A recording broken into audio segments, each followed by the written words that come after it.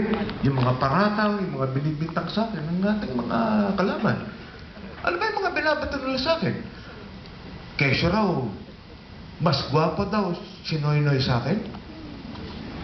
Masakit yun, ha? Na mas matalino raw si Erap kaysa sa akin? Mas masakit naman yun. Pero alam nyo, ang pinakamasakit na pinaparatang nila sa akin, nangurakot daw ako sa gobyerno. Alam nyo, masyado po nila pinalaki yung issue tungkol dyan sa C5 project na yun eh.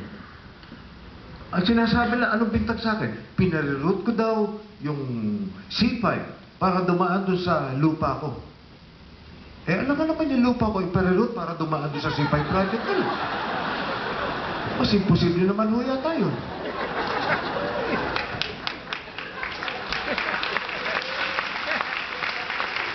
Pero, magtataka ko, ba't nila ako pinag-iinitan? Bakit ba? Ako lang ba, politiko na nagkaroon ng issue tungkol sa mga kalsada? Oh, nakita po niyo naman, yung Makapagal Avenue, ang luwang-luwang niyan. Dapat ba namang nagpagawa si GMA ng ganong kalaking avenue? Eh sa liit niya, dapat iskinita lang eh.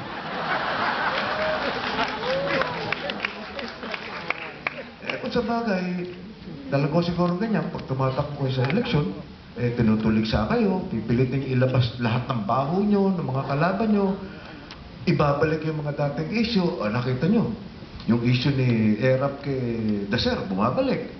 Kinalkal na naman yung issue kay Gibo, tungkol doon sa Villa Luisita. Si Gordon, pati yung issue niya sa Subic, binabalik. Si Jambi, chichismis na type si Juday. No, type niyang awayin.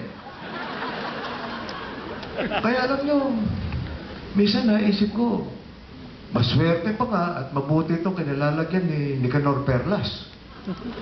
Hindi na intriga. Parang nakakaingit, di ba? Sabagay, hindi naman siya masyadong kilala eh. Parang hindi na rin nakakaingit yung ganun. Pero yan ho eh, inggit. Inggit ho ang umiiral dito sa ating lipunan pagdating sa eleksyon. Kasalanan ko ba kung mayaman ako? Kasalanan ko ba?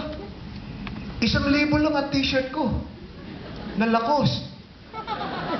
Yung kulay orange lang ho yun. Pero kung tutusin, eh di hamak namang mas maluho pa si Noynoy.